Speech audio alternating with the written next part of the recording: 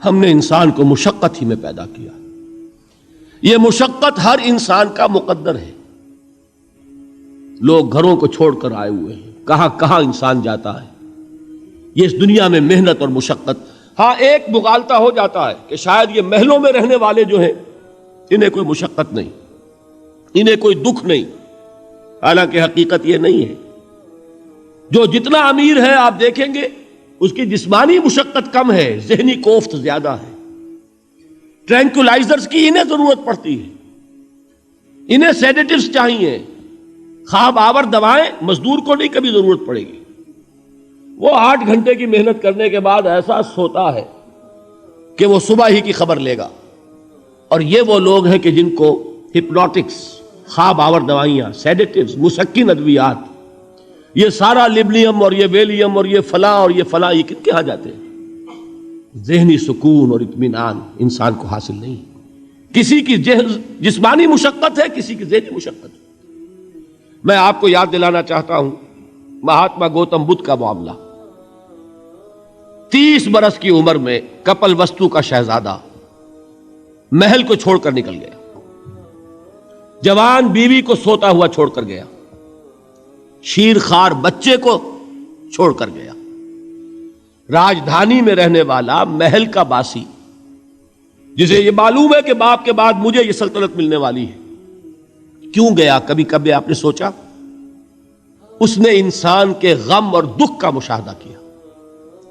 اس نے دیکھا کوئی اندھا ہے، ٹھوکر کھا کر گر رہا ہے. کوئی والدین کھڑے ہوئے رو رہے ہیں اور ان کی نگاہوں کے سامنے ان کا نہایت محبوب بچہ دم توڑ رہا ہے اور وہ کچھ نہیں کر سکتے. اس نے سوچا یہ صدمہ کیوں ہے انسان کے، یہ دکھ اس کا مقدر کیوں ہے؟ اس صدمے سے، اس دکھ سے نجات پانے کی بھی کوئی شکل ہے کہ نہیں ہے؟ انسانوں کی ایک عظیم اکثریت، شاہ ولی اللہ دہلوی رحمۃ اللہ علیہ کے الفاظ ہیں کہ وہ لدو اونٹ اور کولو کا بیل بن کر زندگی بسر کرتی ہے. جو 8 گھنٹے تک اینٹیں ڈھو رہا ہو، اس شخص کا تصور کیجئے آپ، وہ واقعی انسان ہے یا حیوان بن گیا ہے؟ اور 8 گھنٹے کی اس محنت کے بعد بھی ہو سکتا ہے کہ 2 وقت کی روٹی اسے پوری نہ ملے. اور یہ تو ہو سکتا ہے، نہیں ہوتا ہے کہ اگر بچہ بیمار پڑ گیا ہے تو شاید کوئی برتن بیچے بغیر اس کی دوا کا سامان نہ کر سکے. ایسا شخص کتنے بوجھوں تلا دبا ہوا ہے، کتنی مشقت کے اندر پسا ہوا ہے. لدو اونٹ اور کولو کا بیل انسانوں کی عظیم اکثریت کی سطح پر زندگی بسر کرتے ہیں. لیکن آپ کو معلوم ہے کہ کولو کے بیل کے لیے مشقت ہی مشقت ہے، اس کے احساسات یہ نہیں ہے جو کہ ان سے انسان کو جو صدمہ پہنچتا ہے. ایک بیل کو اس سے کوئی غرض نہیں کہ اس کا کوئی بچہ بھی تھا کہ نہیں تھا، اور اس کو کوئی بخار ہوا ہے یا کیا ہوا ہے. اس صدمے سے وہ بیل بچا ہوا ہے.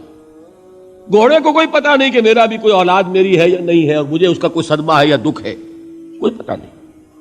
لیکن انسان کا معاملہ یہ ہے کہ والدین کو جو جو دکھ دیکھنے پڑتے ہیں اپنے بچوں کے لیے، اپنی اولاد کے لیے.